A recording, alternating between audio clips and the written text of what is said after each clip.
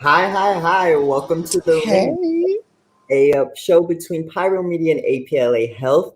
I'm Kai. I am Daniel J. And as you see today, we're a little short staffed, but that's okay because we have some special guests for you and we'll bring them out. But before we do, we just want to remind everyone tune into us if you're not already. I mean, you're here watching us, obviously, every Tuesday at 2 p.m. But also, you can check us out online at the APLA Health Prevention Department on Facebook. You can check us out on social media. You can find me at Healthy Him on Instagram. And Come on, Daniel, where, healthy him shirt. look at that. Daniel, where can they find you if they're trying to reach out to you for swab and chill? You can hit us up at 323-329-9713, or you can email us at swabandchill@apla.org. Or hit us Yeah, up on social media via Healthy Him or the APLA Prevention Department page. right. There's so many ways to get in contact with us. There's no reason why you can't. Like there really isn't. Hi, I'm loving this. Like, we have a new background for you. There's a Yeah, I don't think I've seen this background from you yeah. before. We're in a new place. I Come on, moved. new place. It's interesting. We're figuring it out. We've had Moving in a pandemic has got to be. stress. But yeah. So this will get more beautiful as time goes by. Look at me. As time goes by, it'll get more beautiful. But today, as I mentioned, we have a lot of special guests. We have two special guests. If you don't know, APLA Health has so many different programs. We're in prevention department. Swab and Chill is our HIV testing program. Same with and but we have other programs like our biomedical prep team. We have our food bank. We have all these services. We've got Hive, and then obviously I'm drawing a blank right now. But we also have an amazing substance abuse team. And so we want to bring them on and let them talk. So now if we could bring on our two special guests and we'll have them introduce themselves. We have Prince and Manny. Yay! Rounds of applause. Round of applause. Come on, background. Give it up to Pyro Media, honey. They be doing it Yeah. for the production. Okay, Hi, get into it. Manny. Hey, how's it going, guys? Hey, you guys. Okay, you better give us Summer Walker bedroom feels. Look, Prince is ready. Listen, I'm gonna give you guys a vibe. I'm known for that. So Prince is known for that. So a lot of people know you two already because obviously, Prince, you've been on all over Healthy Media page or Healthy Him social media in the past. Manny, we've gotten you here and there. But why don't you two let everyone know who you are and introduce yourselves? Do you want to go first, Prince? Do you want me to go first? go ahead, Manny. All right, guys. So my name is Manny. I am the prevention training specialist for the PartyWise program, which is a component of our substance abuse programs. PartyWise program is designed for men who sleep with men that are actively using or have used crystal meth in the past 6 to 12 months. Our goal isn't to necessarily take them into rehab or tell them what to do with their lives. We simply just want to educate them on all the risks that are associated with the use of crystal meth and other drugs. Cool. Welcome, Manny. Welcome. Thank you. All right. And next, For you guys that do not know, my name is Prince. I am the prevention training specialist for Project Impact. I was the former prevention training specialist for Project TND, but a part of Project Impact, we serve youth between the ages of 18 to 24, young men of color, regardless of sexual orientation. And essentially, we just try to meet you guys where you're at. It's basically goal setting. So if there are any roadblocks in your life, I will essentially try to help you guys out there. So if you need help trying to find a job, I will help you with that. If you need help trying to get in school, I will help you with that. No, I'm no guru. No, I'm no counselor, but I will definitely assist you with that if you need that. All right. moral Sounds good. support. Name of the game. So great. Thank you both so much for joining us today. It was only a matter of time before we got you both on here. Like, let's be honest, we knew you two were going to be here. We had to have you. I mean, personality and Manny, the voice. The voice mention. Ooh, laugh. Great. Now that we know a little bit about you two, your specific programs, why don't you both talk to us about your weekly show that you have on? What is it about? When is it? Go for it. So we have Plug on Drugs every Wednesday at 3 p.m. Every week we have a different topic that we talk about, and it's more of a conversational, educational. Prince is, he's the main one from the show, so you got to give it up to him. He is great. He gives all the facts, all the tea, and everything you need to know. So I have a question for you guys as it pertains to Plug on Drugs. Now, I've watched the show. I think that it's an amazing show. I've told Prince that it's something that you don't really expect. Come on, Cattail. This is what it is, working from home in a pandemic. But I was talking to Prince not too long ago and saying that, there's a lot of information that, a lot of us don't even know when it comes to the Plug on Drugs, the type of drugs that you guys address, the type of recreational things that you guys address. You guys have addressed marijuana, you guys have addressed, meth, you guys have addressed vaping, and there's so much information. How do you choose the drug that you're going to plug? And what's the process for like getting the information that you guys get? Because y'all go deep, like y'all dig into some things. And there have been some episodes where, I've also watched where not only do you talk about like the negatives, but you also talk about like reasons why people might be using this drug, what they think might be the positive effects of what this is, but just giving a well-rounded education on it. So I'm curious as to how do you pick the drugs that you're going to talk about, and what do you guys do to get that information? Where do you go?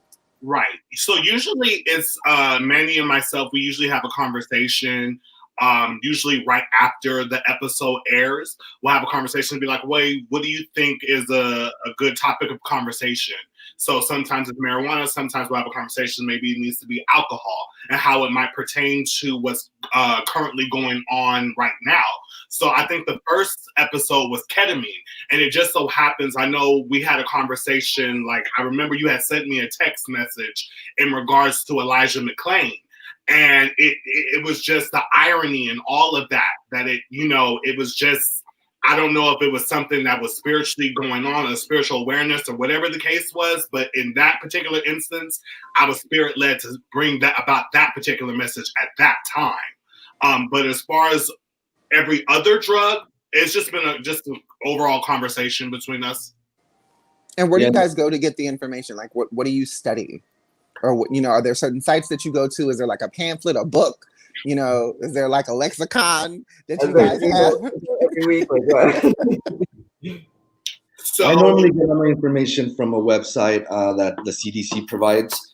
They have they have pretty much all the drugs that are out there. So you just go into this website, you type the type of drug that you're researching, and then you get articles, and then from there you just choose the one that's going to be the best for the topic when we talk about it. So that's how I get my information, and then we also relay that information. I relay it to Prince and vice versa. Yeah. And for those of you watching who may not know what the CDC is, that is short for Center for Disease Control. So they track all of the good and bad things about everything that people can catch. If it's measurable, if it's trackable, the CDC got information on it. They sure do. So CDC approved. We love it. Actually, you know what? I think DHSP. I'm sorry, Department of Health. Yes, but CDC also has stuff on substance use. Yeah. So we all those DHSP and CDC. Great. My question for you both, as you've been researching, I mean, obviously you're working and you're doing this, you're in the field, but as you've been researching, have you been learning more information about substances that maybe you didn't know or you thought a lot of people aren't aware of? Oh, absolutely. Definitely. Like last week about in regards to marijuana, as far as like CBD oil, I didn't know that was actually a Schedule I drug. Yeah. A lot of times, we only think about we always talk about the pros and cons of a lot of things. And marijuana definitely has I want to say, not necessarily a negative connotation, but we tend to focus on just the negative of it a lot of the times. But when it comes to CBD oil, I think it's been glorified so much. And I don't think people realize that, hey, it's still very much a drug. And I actually, Oh, Manny, go ahead. And speaking about CBD, we all know that in many states, marijuana is legal. Although in many states, if you get pulled over and they suspect that you've been smoking, you can get a DUI for driving high. Yeah. And with CBD oil, there's also people that use it for medicinal purposes. I know of this man. I saw a video not too long ago that their son was having convulsions, seizures, and the doctors tried everything to help him, and nothing would help this poor boy. So the father took it into his own hands. He heard from somebody that CBD oil could help the child stop the seizures. So the father tried that, and it actually worked for the child. So a lot of times it's for medicinal purposes, or a lot of the times just people just want to get high. But there's different aspects in why people use it. Now, this might be getting in your business, and in the words of Tabitha Brown, honey, that is your business, and I ain't trying to get nobody fired. So we're gonna talk pre-APLA. Okay, let's do it. Have you guys had any personal experience with any of the drugs that you've ever talked about on Plug on Drugs, or is it just based on client conversations, observation, and study? Yes, baby, let me tell you, I've only ever done marijuana and alcohol. But as far as marijuana, this is like back in the day. I ain't trying to put my age out there. I'm just playing. No, I'm 30 years old. But so I think when we talk about like drug use, substance use, we have to take into consideration that term drug use and abuse. Because a lot of times people have a tendency, especially right now with COVID-19 being so prevalent, is that people have a tendency of abusing their drugs. So, and you have the ability to end up becoming addicted or being tolerating it to a whole nother level. So at the time, for me, when you're experimenting with marijuana, you have that first initial, I guess you could say, that high. So I guess you could say for me, I felt like I was, if you've ever been on that ride, Supreme Scream, or what's that, Rippler's Revenge, or just whatever ride. I was going up, and I didn't want to come down. You feel me? Like I felt like, every time I would smoke, I would feel like I would be at that experience. Wrong. Now every time that I even take one puff or two puffs over there, I feel like I'm in the Twilight Zone. I can't do it. That is same here. When I was younger, you know what I'm saying? They were like, well, you getting the wrong type of herb. It's the indica, it's the sativa, it's the hybrid. I said no, for me. What did Cat Williams say? You in California, you get the strands and be like cryptochronic, kind of like what does that do? Listen, what's that called? What's called? Death. Smoking it, okay? The last time I tried it, guys, it gave me paranoia. So I don't like to have that feeling. It's just like, it felt horrible. I felt like the police was after me. But yeah, it's like so weird. And then, have some of my friends that do it, and they actually go to these dispensaries. And I remember him saying, all right, I need something that is going to make me chill, that is not going to get me paranoid, and that I can eat a lot. I'm like, okay. And the guy's like, I have the perfect one for you. So I'm like, wow. Just based off what you want to feel, they have a specific strand, which is weird. Now, do you guys get people that hit you up via social media, whether it be PartyWise, Project Impact, or the APLA Prevention Department page on Facebook? Do you guys get people that hit you up and request for you to talk about certain drugs? And if so, what are some of the most common questions about the drugs that people have? I think, in all honesty, I think my overall experience is I get a lot of combat from the listen, we're gonna keep it a buck, from the weed community. They really go ham. Oh no, you just getting the wrong strain. Oh no, you just like it's like you just trying to condemn people who smoke weed, this, that, and the third. And I'm just like, no, I'm not. Listen, I'm not trying to yuck nobody's yum. You do you, boo. Listen. At the end of the day, you have to do what is best for you. I'm just trying to spit some knowledge to you, okay? And I think what it is. I just have to say from just like generation. Was it who's the generation that came before the millennials? Was it Gen Y or no? Are we Gen Y or X? Gen X. I'm a millennial. A lot of the times they'll say, "Oh, well, you know, oh, weed isn't the same, or it doesn't have the same effects as it once used to," and that's correct because of the THC content. I said, but you have to keep in mind though, these old timers, they only continue to get the same stuff that they know. Not these old timers. I didn't know. Like, oh, no shade to those that are.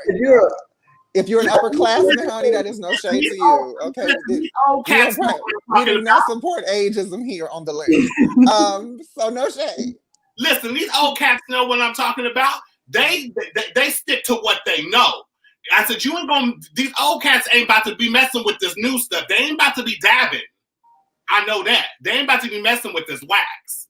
I said, because they mess around with this wax, they gonna end up in a convalescent home. Okay. Okay, now you're speaking terms that some of our audience members might not know about. So can you talk about dabbing and waxing? Yeah. I'm sure you're not talking about getting a mustache wax. So no. So dabbing or waxing is basically a very high concentrated form of marijuana. And the THC content is about 80 to 90%. So I mentioned this a long time ago. So back when marijuana was really, when it was really popping, like back in Woodstock, Burning Man time, the THC content was about 1%. Over time, it wasn't until about mid-90s is when the THC content started to increase. So 5%, 10%, we're at about 20, maybe 30%, right? So once that starts to happen, it starts to mess with your psyche. They don't tell you that, okay? They don't tell you that. So if the THC content is 20 to 30% already, right? And if it's now, you now have this, I guess, dabbing or this wax, which is at 80 to 90%, that's a lot more detrimental than just the 20 to 30%. Girl, bye. We already know that smoking marijuana causes you to lose your memory. It causes slurred speech.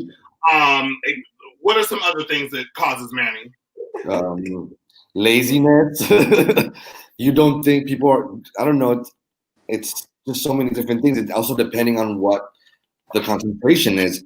I mean, I really can't think of any other ones than the ones you just mentioned. Now, I've heard that, when it comes to speaking to people that I know personally that smoke weed, I have a lot of people that prefer to smoke it, but now we're in this age of like edibles. Like edibles have blown up within the last 5 years. There are dispensaries, it's league people. You go into a weed shop now and it's like the candy shop from Disneyland. You know what I'm saying? Like it's packaged beautifully. The colors are bright. It's fabulous.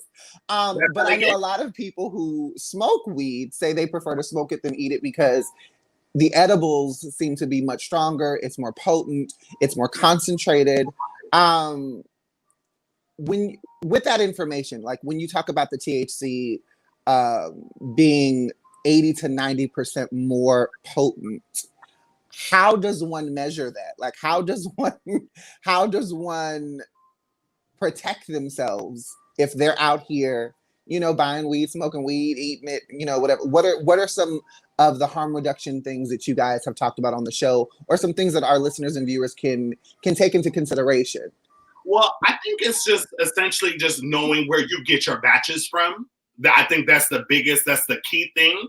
And especially right now, like what we were saying before, and keep this in mind, a lot of people don't realize that, you can't just get your marijuana from Andre from down the street anymore. You know what I'm saying? Because fentanyl is real and it'll kill you like that. And marijuana. Feel me? Huh? Mm-hmm. What did you say, Manny? Fentanyl has been found in marijuana too. So it's like he says, it's very difficult to know if you're getting it off someone off the streets.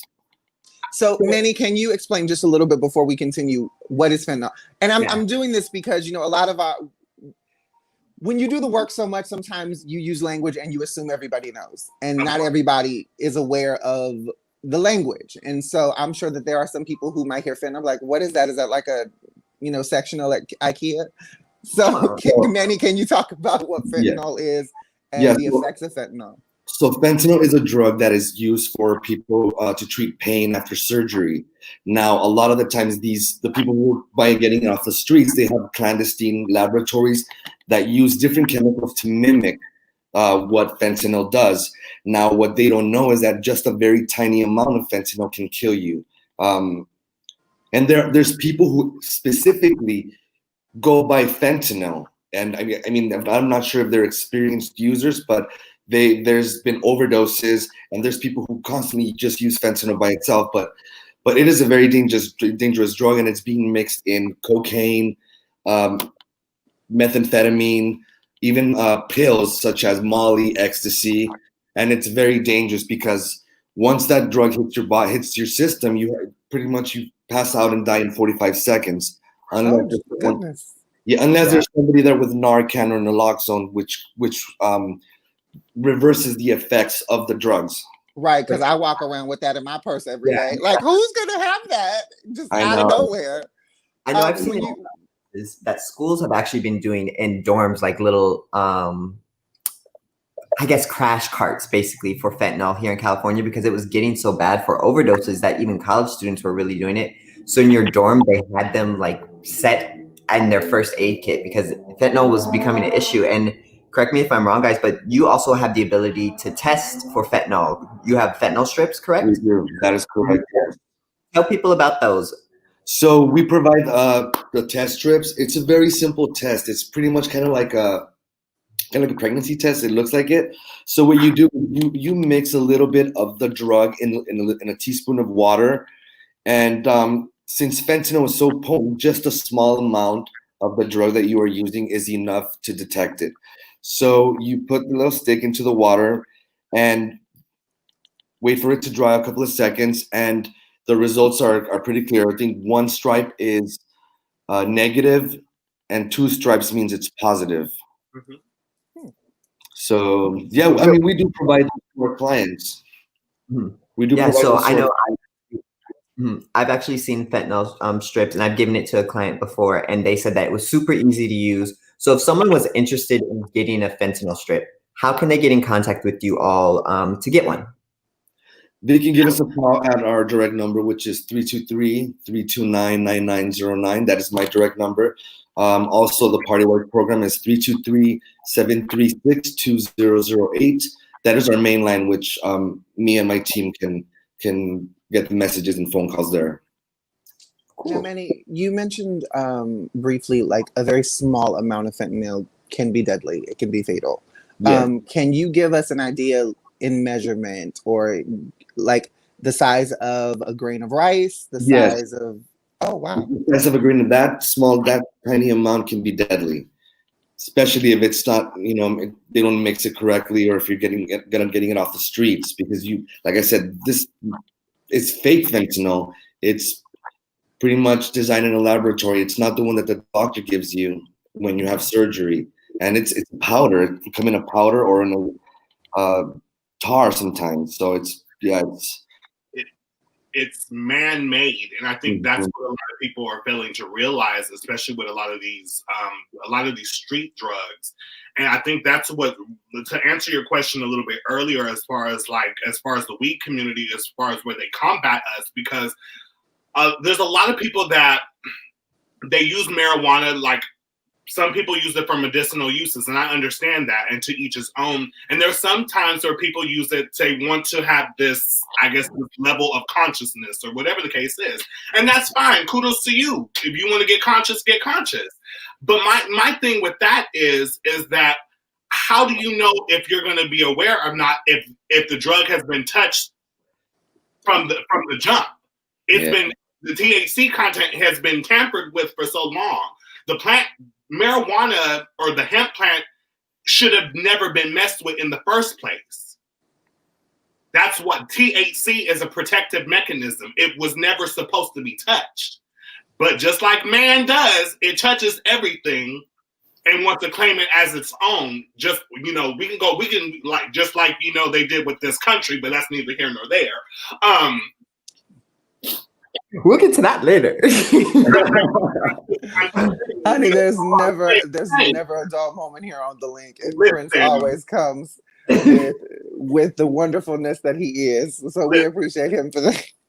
So before we go and we take our first break, I want to really quickly, because Manny, for Partywise, your program, you said, specifically works for people who are substance users of crystal meth, correct? Crystal meth, that is correct, yes. So exactly what is that for people who at home who don't know? Is that like crack? Is that like, so if someone doesn't know?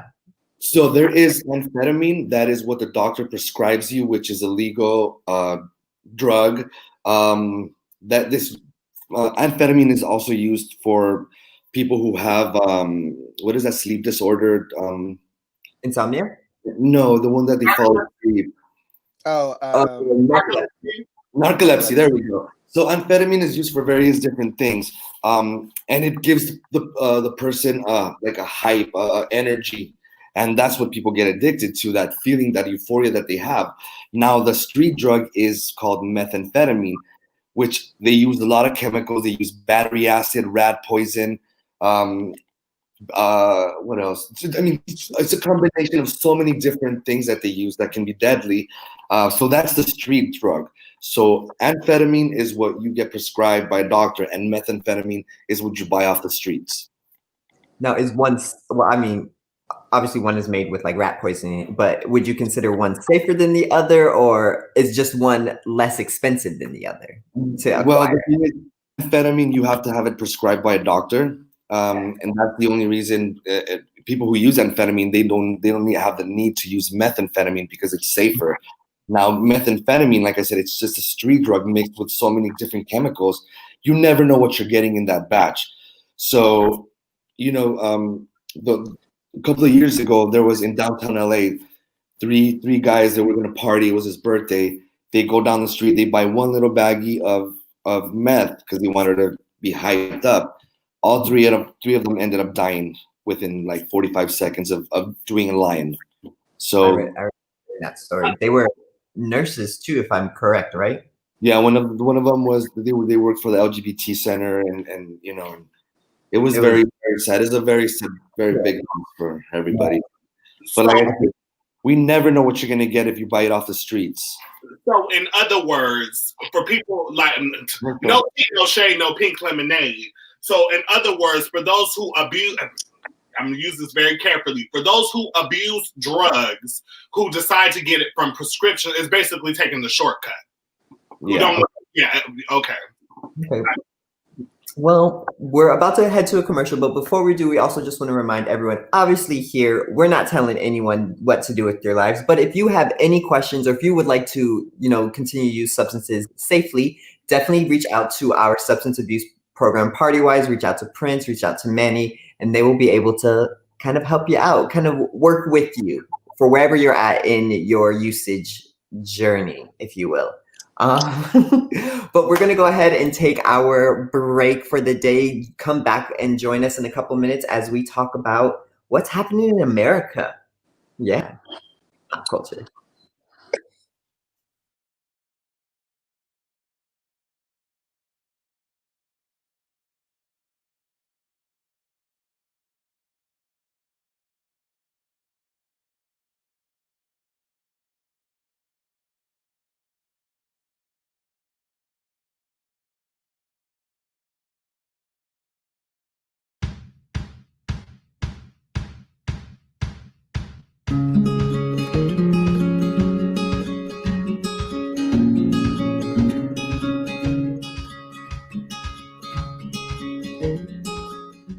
Hey guys, Ty here from APLA Health, and I got some good news for you.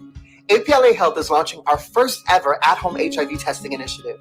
As we battle the global pandemic of COVID-19 and all that it entails, APLA Health is doing what we can to fill the gaps for those who are in need of knowing their status, linking into care, and having safer sex options. The initiative, officially known as Swab and Chill, will be our virtual hub for those seeking to take an HIV test, receive HIV kits, link it to medical care for those who are HIV positive, while also having access to several other programs and services that specialize in harm reduction for HIV infection. Such services include PrEP and PEP information, as well as substance abuse services. Our goal with Swab and Chill is to make HIV testing easily accessible and easy to use within the comfort of your own home. We provide each client with the Aura Quick at-home testing kit. This kit is a simple test that is done by orally swabbing the gums and waiting 20 minutes for your results. APLA staff is available to virtually assist clients with taking the test while providing resources and support for those who may test positive. Maybe you already know your status and you're just low on condoms and lube due to accessibility. No problem. We can also send you one of our safer sex kits right to your front door. As we strive to keep our community safer and well informed, your privacy is also a high priority. All packaging will appear from APLA Health. Our over-the-phone assessments are quick, easy, and secure, so you can feel safe in sharing your results with us and asking any questions that you may have. If you or someone that you know is interested in having one of our at-home testing kits mailed to you, or you just want more information on what Swab and Chill can provide, please call one of our team members at 323-329-9713, or just email us at swabandchill@gmail.com. Come swab and chill with us. Come swab and chill with us. Come swab and chill with us. Come swab and chill with us. Come swab and chill with us. Come swab and chill with us.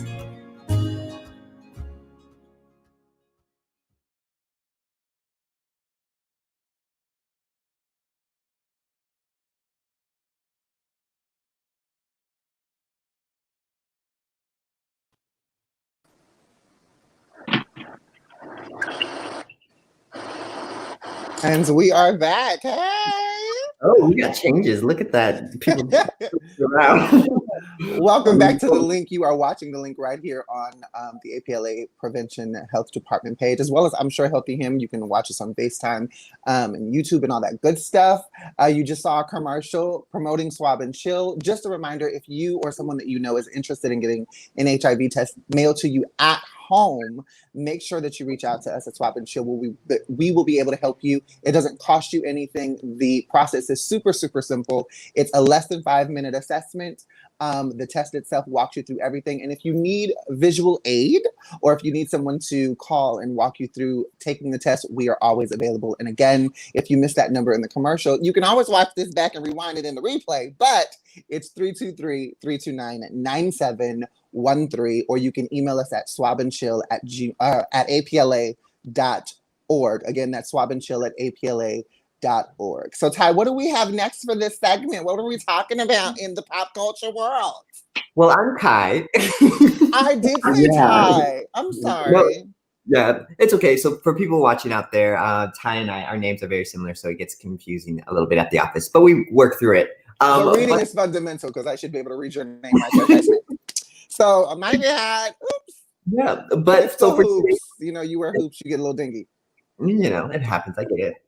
I'm coming up on mine soon. But so this week's topic is a little bit of a rollover topic that I wanted to talk about last week, but the whole debate last week took over on last week's show. But this week's topic, I wanted to talk about what we've been seeing right now with like particularly celebrity-wise, Megan Thee Stallion, but Meg's whole new kind of video that she released today for Protect Black Women. We also saw on SNL, she was, when she performed, she had a Protect Black Women kind of statement made for her. So she's obviously getting very, very political, but this has all, I would say, for her personally, stemmed back to her and Tory Lanez. So I want to talk about that. Where's everyone feeling? How are we feeling? I'll just say Tory it's a confusing situation to me. The album threw me off. But I think what Meg is saying right now is so real in where we are in the country. We're looking at, the verdict that we saw for Breonna Taylor, where we're not seeing any convictions for her murder, but we're seeing, charges brought up for the wall destruction. We're seeing countless times again how Black women are being unprotected, not taken care of the way, or even given the same opportunity as other communities. So I wanted to hear where everyone else was feeling about this, what you've seen, and we can go from there, really. Well, I think, and I might have some unpopular opinions as it pertains to this whole scenario. So don't add me. If y'all come for me, just come for me on my personal page. Don't come for me on here. But I feel like in in regards to Megan Thee Stallion, you know, having political statements, you know, the statement that she made about Daniel Cameron on SNL, you know, basically calling him a sellout, the new video about protect our Black girls, you know, our Black women. I think it's on brand. I think there are a lot of celebrities, you know, celebrityism, especially within music. Music has always been a platform for people to sway the influence of their listeners and their fans through music, whether it be swaying their opinion on politics, swaying their opinion on just civil issues, you know, government issues, politics, whatever the case may be. Art has always been a big part of that. You know, prior to us really having musical artists, you look back at the Renaissance where literal art, paintings and sculptures and those things really were subliminal messagings to the people to be swayed one way or the other. So I definitely think it's on brand in regards to being a celebrity. I'm in agreement with her in regards to protecting Black women. I think Black women very often are not seen, not heard, and not protected specifically by our own community. You know, there are a lot of Black women that I speak to, that I know in my family, in my life, in my friendship circle, that often feel like Black men don't step up and protect their Black women like they would their Black homie who is beating these women or cheating on these women or giving these women diseases that they, you know, didn't ask for or give any consent to, or raping these women. So in that regard, I'm very much in Meg's corner. As it pertains to her and Tory Lanez, though, the album did shake me. It was a very interesting album. What shook me even more was, if you guys are familiar with the Bonnet Chronicles and Tammy Roman, who is an actress, she's a producer, but she's right now most famously known for being on Basketball Wives. She did a review about it. She listened to the album. And one of the things that she kind of said in her assessment was she feels like Tory Lanez is telling a partial truth, just like Megan is telling a partial truth. And their partial truth is their version of what happened. She doesn't think that Tory Lanez, you know, purposefully shot at Megan. She feels like, you know, he was being an idiot and, you know, shooting at the ground, and maybe the shrapnels from shooting at the ground got into her foot. And looking at the pictures that she posted online, those injuries to me, I've seen gun injuries. I've seen what it looks like when someone gets shot in different parts of the body. They don't look like direct shots. Like if I was trying to shoot at you, those wounds would be a little different. But I think that people get caught up in the specifics of, well, this didn't happen, or that didn't happen, or she said this, or he did this. And at the end of the day, I think the bottom line is, as a man, even if you are 5'2", as a man, pulling a gun out on a chick, it's just dumb. It was, whether you intended to shoot at her, to shoot at the ground, to scare her, whatever the case may be, it was dumb, you know. And now, according to TMZ, you know, he's been charged with a first degree in assault with a semi-automatic weapon, and also a charge with having a unregistered weapon in his possession. So the courts have made the decision that he can't have any contact with Meg Thee Stallion. Currently, he is not to be within 100 yards of her. He can't contact her whatsoever. He also has to hand over all of any guns that are in his possession. He has to give over.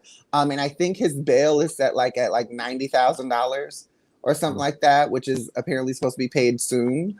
And, you know, he tweeted out not too long ago, either yesterday or sometime earlier this weekend, where he said, you know, he'll have his day in court and the truth will come out. So whatever that truth is, I'm sure that the masses are interested to see. Prince, Manny, what do you two? How do you feel about it? What do you think? Oh, well, I don't know. I just like Daniel saying, I don't really know much about what really happened. All I know is that he pulled out a gun on her, and I didn't really follow up on that. But I think, like Daniel said, that is something that no man should do. I mean, yeah, and even for me, it's not even like no man should. Just don't pull out a gun on people, guys. Like, or just people. Just don't do it. Yeah. I feel like in any situation, especially because, you know, we can't really say what happened there. Only the two people there really, really know and what And they the share. best friend, because her best friend was in the car. Now, if she chooses to talk, it's over. Because she got the real deal. She was a witness. Right. Because TMZ also has the an updated video of when they all when the cops showed up. And it shows Megan getting out of the car, them having Megan get out of the car, having her sit on the curb. They show Tory Lanez getting out of the car and laying flat on the street. And they show the cops, you know, having her friend who was in the backseat of the SUV get out of the car, lay on the ground, spread her. It was an interesting video of the police showing up. And you can tell Meg was getting out of the car, you know, and she was walking like, you know, she had bullet shrapnels in her foot. Okay. Oh, so go Prince. We're ready. Right. The wind up. Come on, the wind up. I'm a fan of Megan Thee Stallion, big old freak, freak nasty, hot girl summer. But I have this to say. Because I believe that the altercation initially started at a party. Now, to each his own, and you only live once. But I think people fail to realize we are in a pandemic. And if you are a celebrity or what, to each his own, to some degree, people look up to us, irregardless. And so we still need to set some type of example. So if you're out and about, high sign, doing whatever the case is, acting a nut ass fool, whatever the case is, people are gonna look up to you.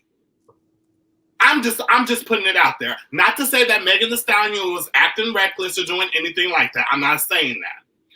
So it's disheartening to hear that this ended up happening to her. You know, it sounded very familiar, and I'm not trying to, this sounded very similar to a situation that happened, you know, between two other celebrities back in 2009. I ain't gonna mention names, but, you know, we can go there. Well, I don't know. Who? Right. Tell us. Because the name rhymes with hash brown, and we don't need to go any further than that. Oh, okay. Yeah. Rihanna and Chris Brown, everyone, if you're wondering. Yeah. I want to go there, but, you know, yeah. So it sounds very similar to that kind of situation, except there was a third party situation there. So I've always been told this. There's his story, her story, and the truth. And the truth will set you free. So I guess we'll find out what happens on, you know, his day in court. But I will say that people making fun or making light of this situation is no joke at all. Our Black women, they need protection. Point blank, period. They're probably one of the most looked down upon, degraded, defiled, dehumanized people in existence. And they need to be treated with the utmost respect, like the queens and goddesses that they are. And that's where I'm at with it. You know, I think it's interesting. You know, court is an interesting thing. You know, we see it as onlookers, as bystanders, as, you know, fans of a person's music or a person's celebrity or whatever the case may be. But, you know, court is really not about what happened, it's about what you can prove happened. And so it's interesting to hear Tory's, well, alleged side to what happened via his album, where he talks about, you know that this wasn't what you said it was. You saying that we were never in a relationship and we were, like, you know what it was.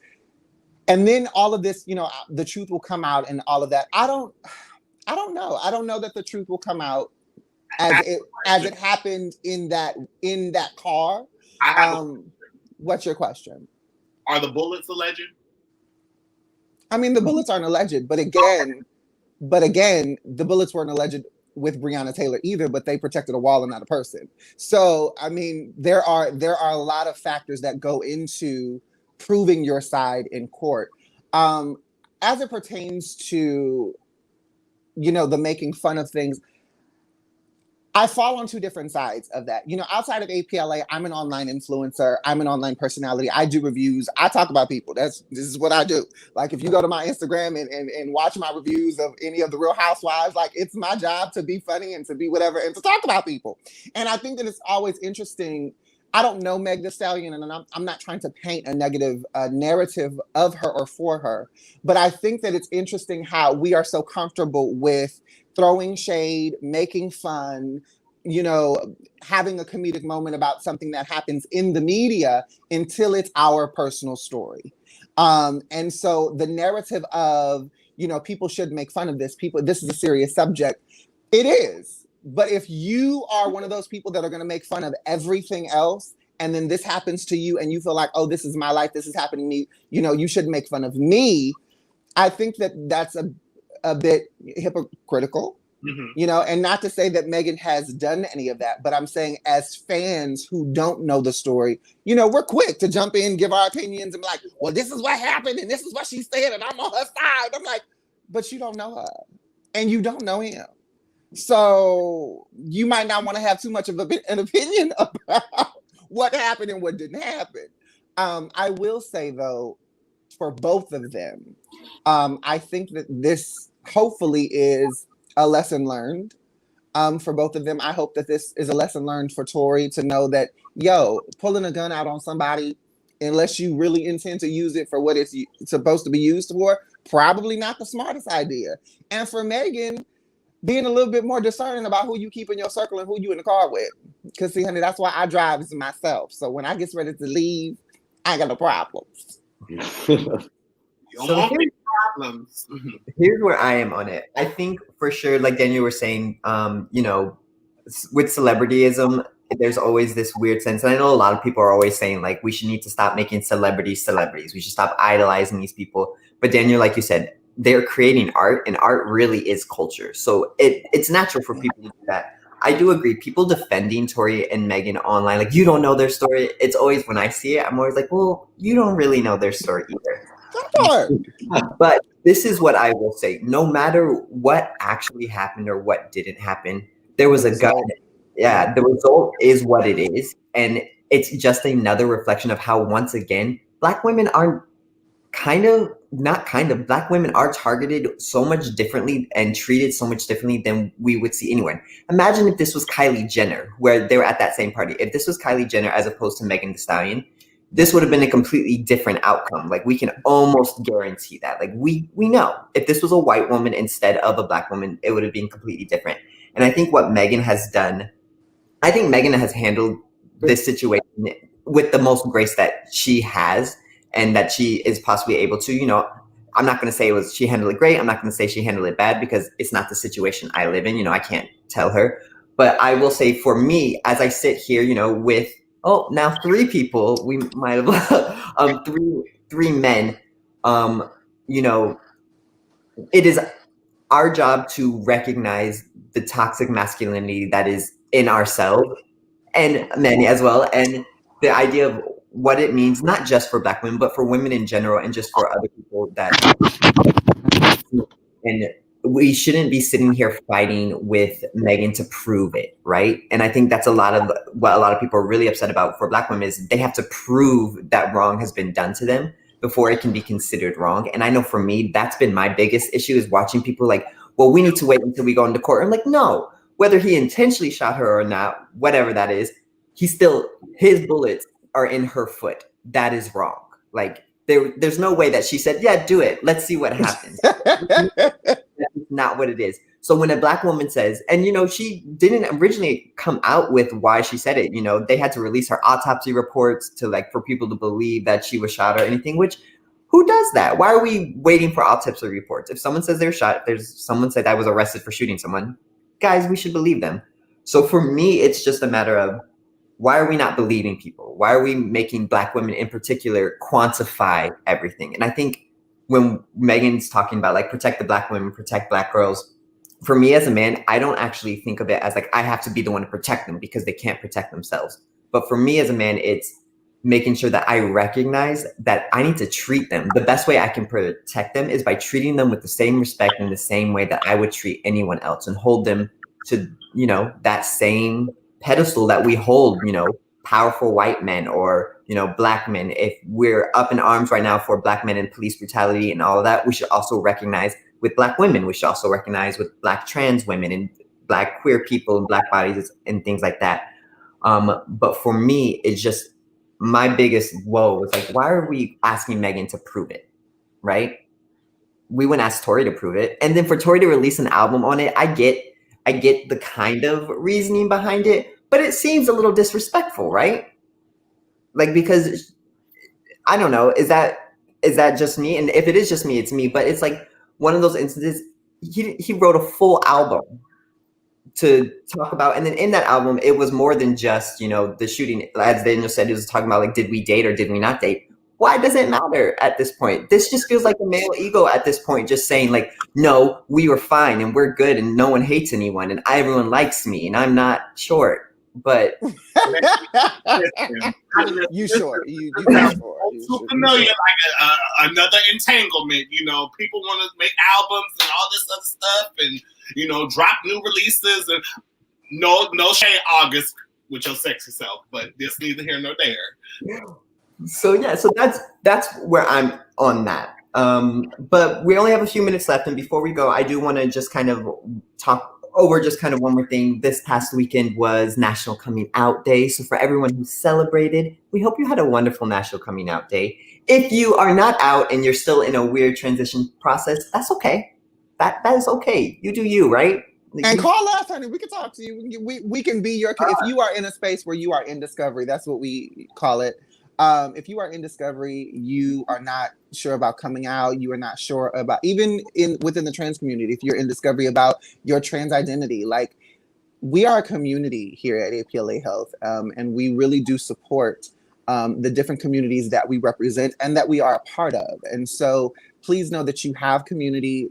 You can hit us up on social media, you can email us, and we will connect you to a program. We will connect you to a group. If we personally don't have a group that fits you, we will help you find one. Because I think National Coming Out Day, most people will be like, why y'all need a day? Because if you've never had to come out, and not necessarily come out to other people, but even just the coming out to yourself, like having the confidence and the pride and the strength to say to yourself, hey, this is who I am and I'm okay with that. It's a journey. And it's a journey that for some people who lived through a very, oppressive time, like, prior the 70s and 80s,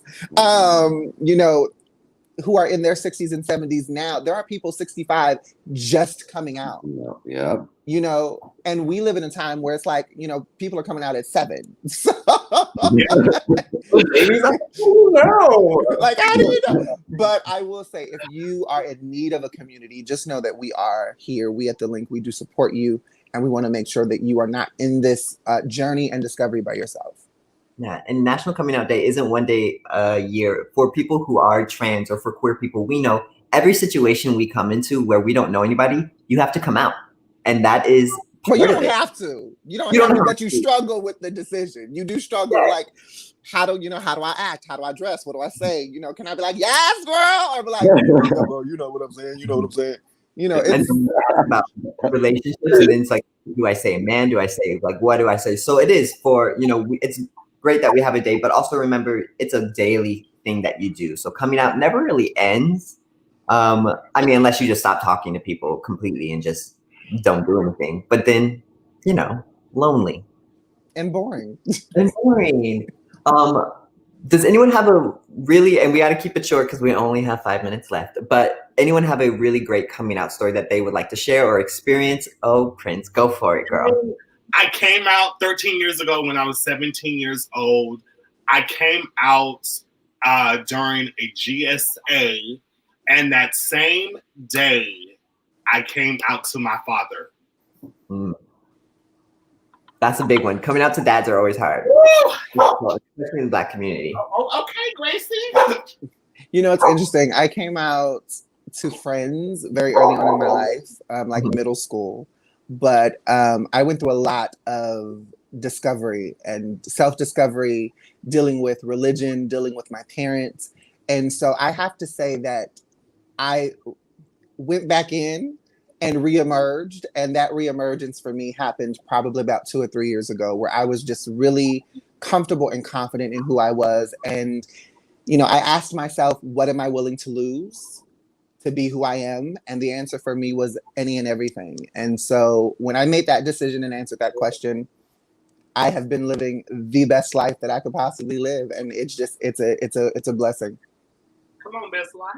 Yeah, we know it. So for me, I came out when I was 7. Well, actually, I did not come out. I was outed by my sibling. Oh, Yeah, I was in high school and I was dating one of the guys at high school, and he spent the night. And I guess my sibling walked in while we were cuddling, and that same night she called my mother. Your son has to tell you something. And I talked to my mom. I was crying, and she's like, "Mijo, I already knew this. I love you. You're in your life." She's all like, I love those types of if parents. your brothers and your sisters give you things crap about it, you know what? I love you. They'll get over it. So, Right. and they Yeah. love me. So, yeah. That's great. I know for me, I had a really good coming out experience. I came out to my dad before anyone else because I was like, I can't have my father be the last one to know. So I know I was really blessed. I wrote him a letter. It was uneventful. Yeah, I know. That's what I did. So that's so up my brand. It is very much your brand. But yeah, I wrote him a letter. But for people, I think it's also important to recognize that there are some people who aren't as lucky as some of us are when our coming out experience, especially for trans people. Coming out as trans can really change your world, and not just in yourself, but being kicked out of home, homelessness, all of that. So for everyone out there right now, in their coming out process, whether you haven't come out or you are living your best life, as Daniel said, we are here. And like Daniel also said, we have something for you. So if you're interested, reach out to us. One of these wonderful faces would love to talk to you. Maybe not all at the same time, but we would enjoy it. And FYI, let the person who wants to come out, let them do it for themselves, and don't do it for them. Yeah, don't out anybody. Man, yeah, exactly. Or we'll find you. Oh, look, I'm little, but yeah, we'll find you. So we're ending the show. So I want to first say thank you, Prince and Manny, so much for being on, for filling in, for being our wonderful special guest. We'll definitely have to bring you both back. But before we go, do you guys want to give any special goodbyes or want to share any last information, how people can reach you, things like that? So if you guys are interested in partaking in Project Impact, please give me a call at area code 323-329-9716. That is the personal number. Also keep in mind, tomorrow is Plug on Drugs. Tomorrow at 3 p.m. at the APLA Prevention Department page. We're going to be talking about Ritalin, so stay tuned for that. Ritalin. Yeah. And guys, if you guys want to contact me for PartyWise program, my direct number is 323-329-9909. Once again, that's 323-329-9909. And the last thing for me is just to remember today is National Amazon Prime Day. So if you have things in your cart and you want that half off, honey, go shopping. Don't do that. Yes. I'm trying to figure out. No, it is not soon. So You got a whole new house to decorate. Get it half off. But we want to say thank you all so much for joining us today. We'll see you again next week, 2 p.m. Hopefully we have some more really amazing guests then, but we'll let you know. Thank you everyone for being here. Daniel, it's always great to have you here. Thank you, Prince. Thank you, Manny. And everyone have a wonderful rest of the week, and we will see you next week. This is the link. Guys. Bye. Sounds good. Bye.